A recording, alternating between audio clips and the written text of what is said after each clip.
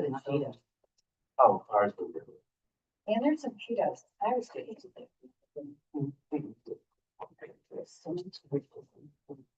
Mom almost ready.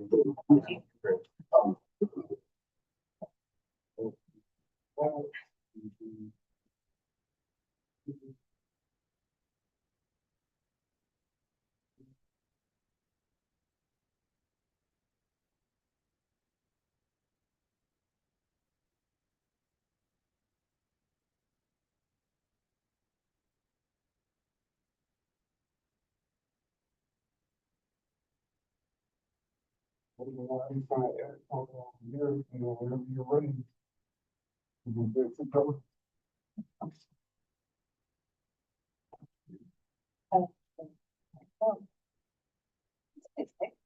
It is actually.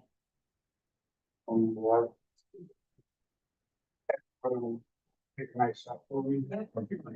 Fine.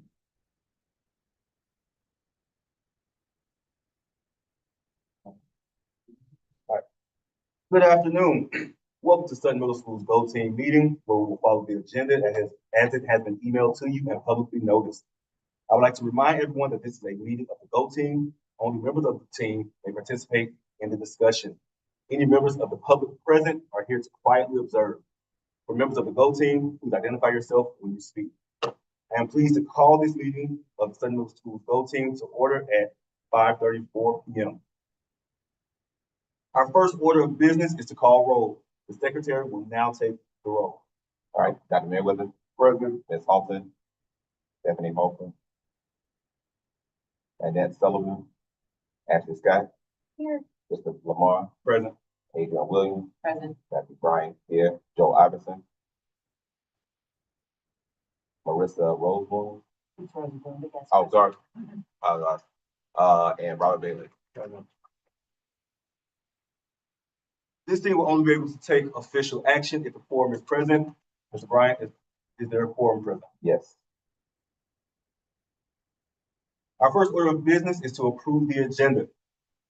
This was provided to you, and are there any changes to the agenda?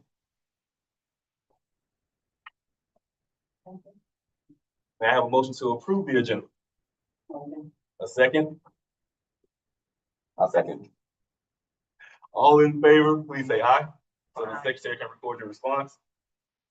Aye. All opposed, say nay. Any abstentions, please say abstain.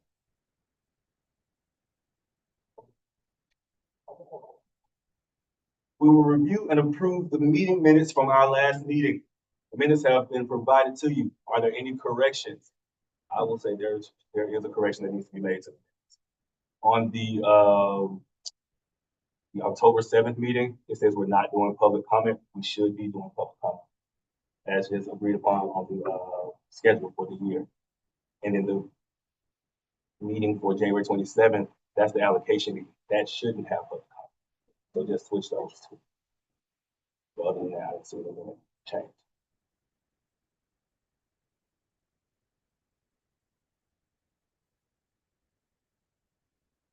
If there are no further corrections, may I have a motion to approve the previous meeting's minutes? Motion to approve. All right, a second. Second. All in favor, please say aye. Aye. All opposed, please say nay. Any abstentions? Please say abstain. Let's get our action items. All right, we will now move to the discussion items on our agenda. The first being our strategic plan. Okay. There you go. Hello.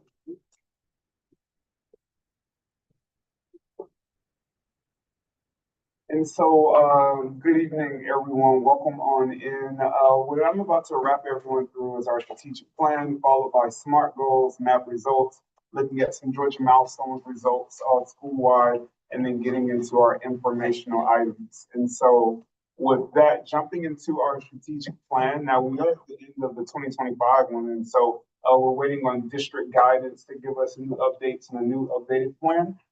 which ideally I have no anticipation on changing anything. It's a matter of just updating it to reflect the new 4-year, 5-year stint in the new plan. So what we've said in the past, our SMART goals, 5% increase in math and the ELA, and then reducing the number of out-of-school suspension, that suspension rate currently at a 0.30, and core stakeholder engagement, doing at least one minimum event a month for parents and the community. And so we'll also email this presentation, but also this plan is on the Go Team website, our website. So if you ever just want to review it, feel free. Instead of me just reading word for word. And so essentially, our strategic priorities and initiatives really consist of school strategies, strategic priorities, and then things that we've deemed important for us to improve student achievement.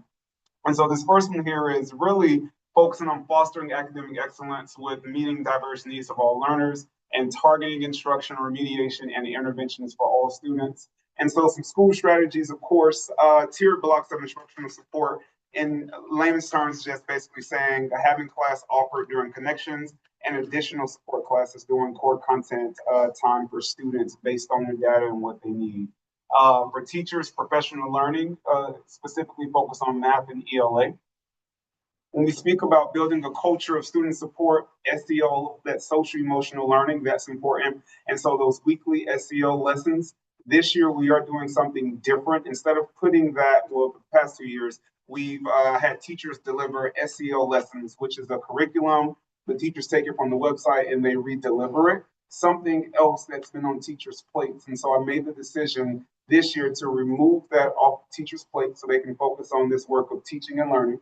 And so our counselors are providing direct support. And so this support is more targeted because based on the needs of students, based on data, whether there are things that kids are experiencing, the counselors have their own caseload of students they're able to do that SEL component with, and it's like a rolling thing. And so we need to add kids to that. We also can as well. At this campus, we have 2. At the 6th grade campus, we have 1. So we have 1 counselor for each grade level. Yeah. Equipping, and empowering leaders and staff. Essentially making sure the budget reflects what teachers need from materials, resources, professional learning, and ensuring that we have set aside funds for those things. And the last block there, creating a system of school support. Really, again, parent engagement. We already, I think we do a great job right now of engaging families, things that we offer, giving them an opportunity to come to the school, but also the school going out to them. And especially with our parent university, it seems to be a hit that we've been doing now year 2. So, and I apologize about the floating bar up there.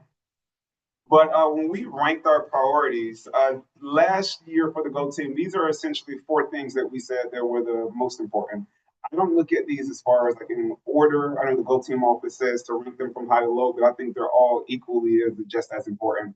So when we talk about fostering academic excellence for data, curriculum, and instruction, building that culture of student support, equipping and empowering leaders, and creating the system of school support and partnering with families and communities. So again, I look at this as all being equally as important as the next. And so let's talk about alignments from our strategic plan to our SIP, our continuous improvement plan, and key indicators.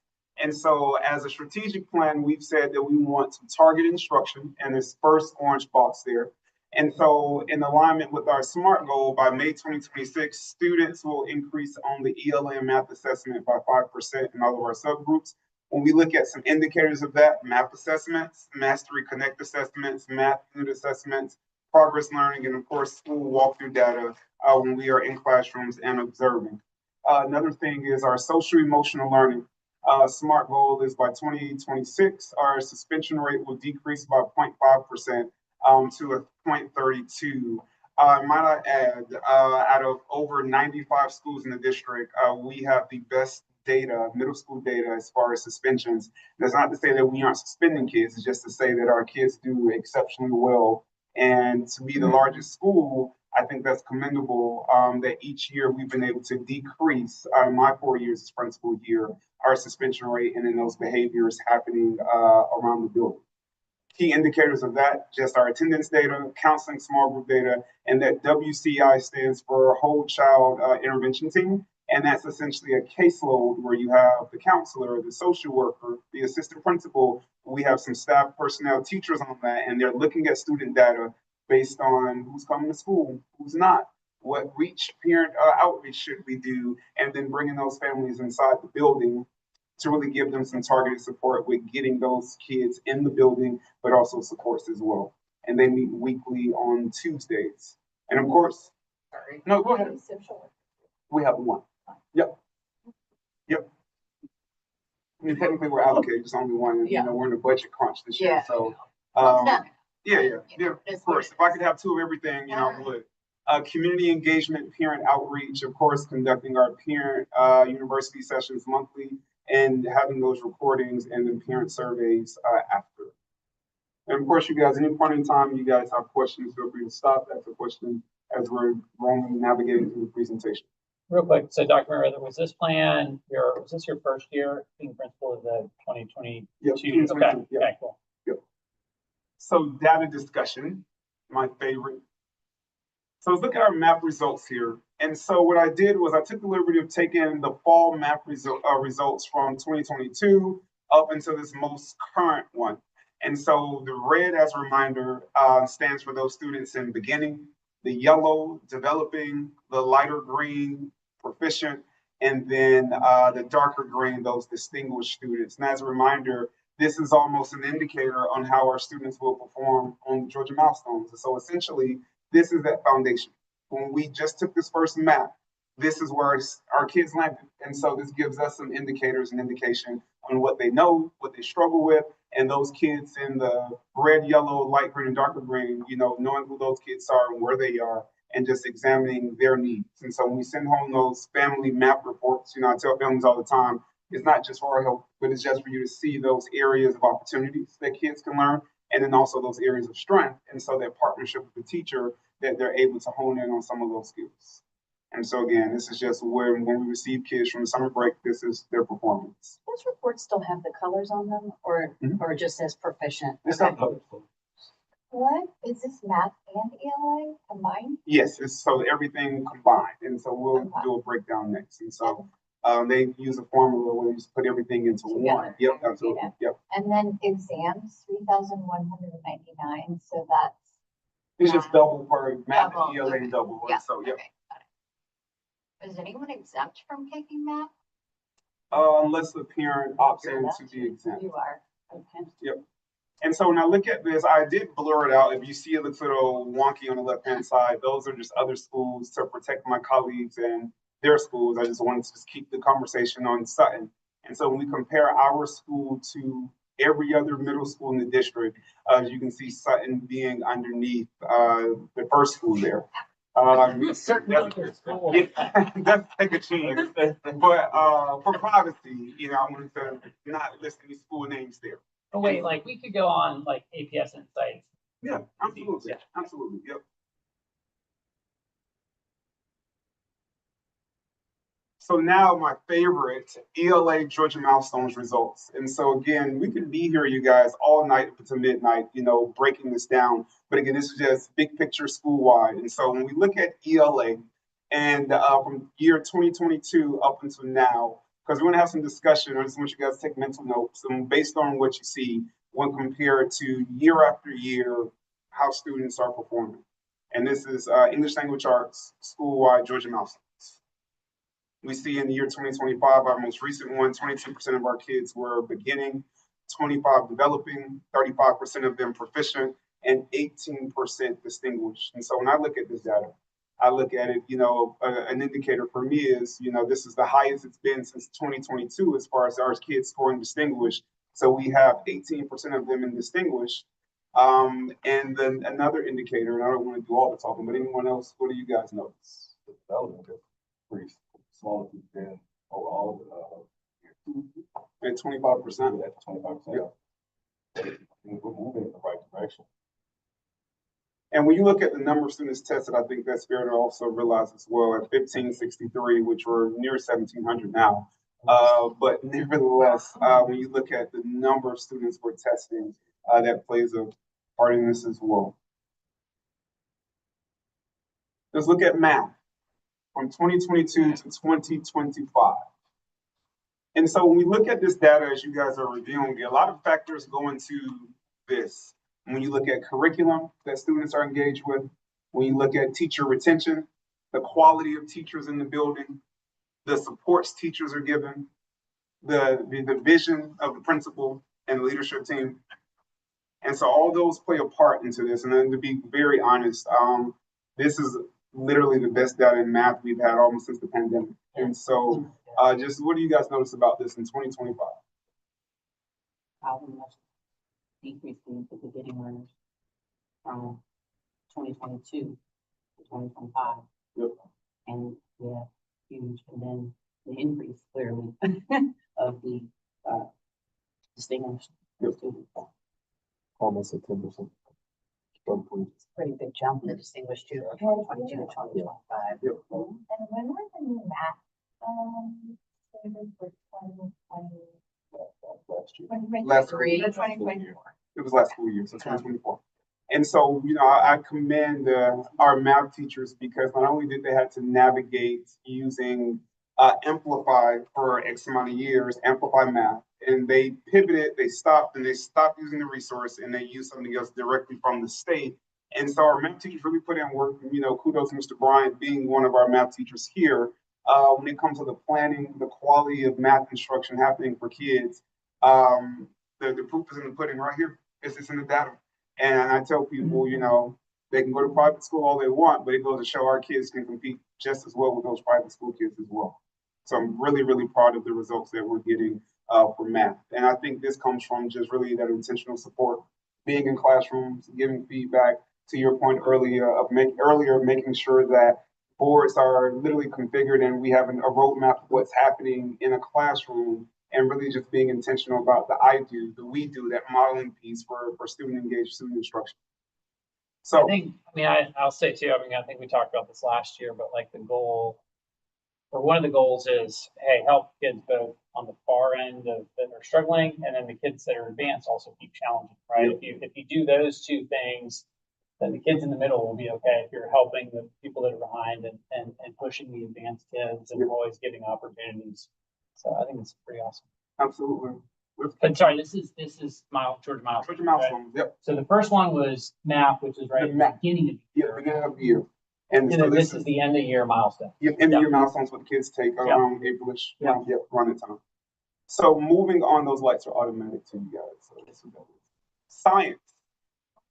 Science. So remember, science is only 8th grade, and we see a total number of 548 students who took the science test. And by the way, just to put this plug there, science was an area of an opportunity for not only the district, but the entire state. When you look at this data across the state, many districts and schools, their 8th graders, they were challenged with the science assessment on the milestones.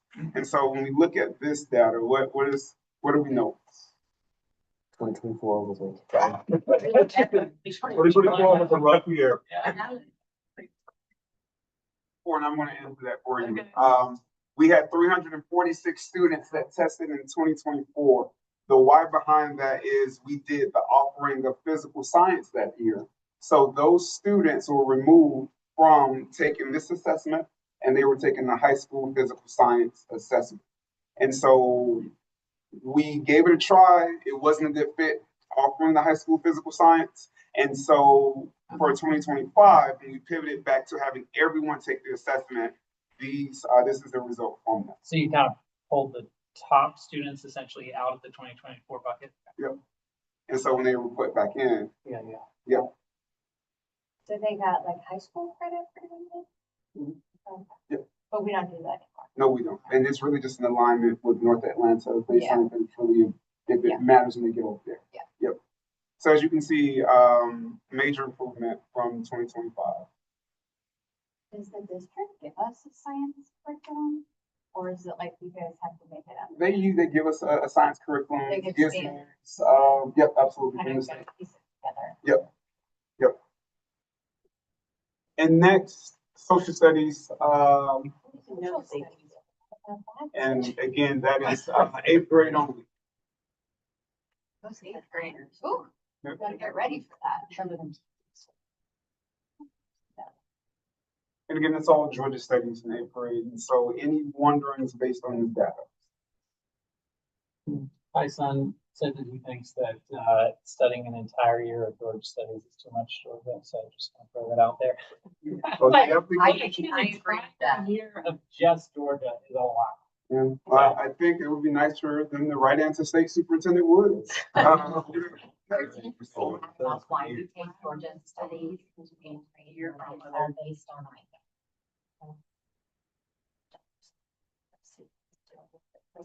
Yeah. It's kind of an interesting, like if you go like off topic.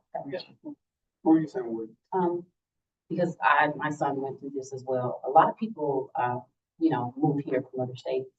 And so we moved here in January of his eighth grade year. And he went from Florida studies to Georgia studies and he tanked this test. Yeah. And I noticed that a lot. And that's not an excuse. It's just, Yeah, that's a good talking to point. my students. Like, oh, I'm from California. I'm from Pennsylvania, You come in midway. Yeah. And so the best we can do is, what teachers are doing, just instruction to try to support, students like that, looking at the data, seeing where students are doing well, where they aren't in, and then giving them those supports in the classroom. You don't get this data till for example, the math is only in math and reading, right? So you don't really know where to support them until they're gone. Well, The social studies one, you don't take it until eighth grade. so yeah, social studies, you take it at the end, and so by the time Right. they finish, those kids are in high school. And so Right. high school teachers, depending on the class, they have a starting point Okay. based on when those kids enter. So how did you do in eighth grade year? It gives them some type of foundational point. You just don't have the opportunity in science and social studies to do that. Like the math intervention, you can see how they did in the fall and you can. But you also have, again, these are tests that spread out so far apart. And so we really get the bigger bang for our buck, those unit assessments, giving quizzes, things, those giving us those quick indicators on how they're progressing throughout the year instead of just waiting on something like this to try to provide academic support. We do get the indicator for science, but they do take a science map too in eighth grade. So they also, yeah. So once they get to eighth grade, they take science.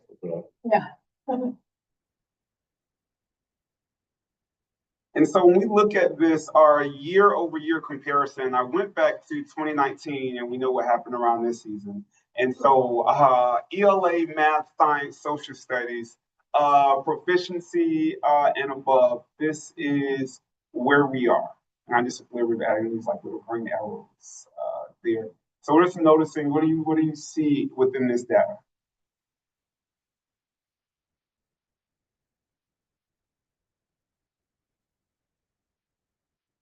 Well, math is the highest it's been since 2019. Because this is all proficiency, yes. Mm-hmm. Proficiency and above, yeah. ELA is the highest. Was that 60.3? Yeah. So 60.3. Yep. ELA math, both are the highest since 2019. Yeah. That's quite good. They got burned out on the Georgia history. Yeah.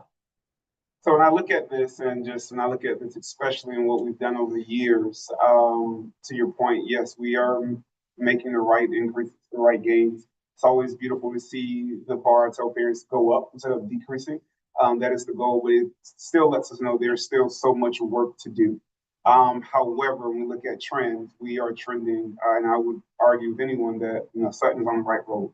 Year after year, there's growth after growth, and of course, with the kids we get, and I tell teachers all the time, it's a partnership. There's only so much that the school can do, and so when I look at what's being done at home, what are the supports that parents are able to support with the school, all of that plays a part. And in my communication families, I know you guys hear me say this all the time, but it's our group project. We all have to do our part. And so this isn't just school data. I tell you this is community data. This is family data. This is all of this. This is us. This is who we are as a school. And so again, looking at this, super, super proud of the work that we're doing. But it's just a reminder that we still have some ways to go. So we've kind of talked about this already, just glows and grows as we've been going through each category. But the big question here is, are we on target to successfully accomplish our priorities And so really quickly, when looking at this year, we do have an aggressive 5% that we are trying to achieve gain. And so, of course, from 52.8 to 57.8, and if you just add the 5% to each one, that is what we are trying to accomplish. Was it 5% last year? No, it was 3% last year. Yeah. And so Dr. Johnson, our superintendent, he made it very clear to principals that we can't stay in this 3% bubble, this 2% bubble in some schools. The at minimum is a 5% that he is expecting the growth for schools to make. Okay. This slide we can skip and keep going. And so here we are here, Go Team reviews progress in our current strategic plan. And again, like I said, I'm waiting on guidance from our district office when we start to develop the 2025 through 2030, which seems so far away, school strategic plan. Questions so far?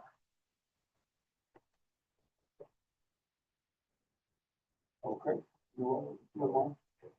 We will now move on to the information items. First is the principal's report. So essentially, last year, if you want to go team with us, you know, we did our budget. And so we were released additional funds based on leveling. I'm going to go through some of that with you right now. So we were projected to enroll, our enrollment, we were projected at 1638. And so at our 15-day count on August 22nd, we were at 1657, 19% difference with a budget adjustment of about $402,000 and just leveling reserves what we have now. Now we are way beyond 1657. Yes, we're still enrolling kids every single day. They're just moving here? Moving here from out of state, kids coming in from private schools. I'm hearing of for celebrities wanting their kids to come here. So we're in a confidentiality there, of course, right? But it's a place. People are moving to Atlanta, and they're specifically wanting to be in the Sutton district. I meet families weekly, just in passing, and they say, you know, we moved here about a homeless area because we heard about the school, we heard about the district, and you know, we don't want to go private. Sutton is where we want to be, and so that's flattering to hear. You know, parents say and especially they've heard about the school through others, and so. Where are we up to now? The exact numbers I can follow with Lamar and get that sent out, but the last I checked, roughly right at 17. Wow, but we don't get any more money because you actually affect by the level. So with that, when we talk about what are we using this $402,000 for? And so per last year, it's always good, I should say, to use these funds for professional development for teachers. Our biggest thing, teaching supplies and student incentives, being able to make sure we allocate that with such a large school. When we talk about hands-on experiments, we talk about hands-on application. A lot of this, we want to make sure we're really investing back into the classrooms. And so I think, Mr. Bailey, we just made a purchase. We're in the process of purchasing. What do you want to share with people? Oh yeah, we just did it today. So starfish and frogs for science. We're gonna dissect starfish and frogs. And so So- when you, thank you. And so when you talk about Doing it. that's the Glad type that of we're doing it here. investment that I believe in, that I'm passionate about, giving those kids that real opportunity. And so, of course, computer equipment, computer software, teacher stipends, and then my favorite field trip for kids, getting them out of the building, that real world application based on what they're learning in class and applying it out to the world. And so that's really where this money is really going for the school. We did not have any personnel changes. As a reminder, we are fully staffed and we didn't have any non-personnel changes. And so it's always a beautiful thing to be fully staffed, especially with DLI. And so this is just a great season for us, you know, to be in as a school. Feel less hurt staff, huh? Correct. Challenging. Yep. And then the Go Team office wanted me to remind everyone our favorite topic, our comprehensive long-range facilities plan. Just reminding people about the upcoming public meetings, October 20th and November 10th.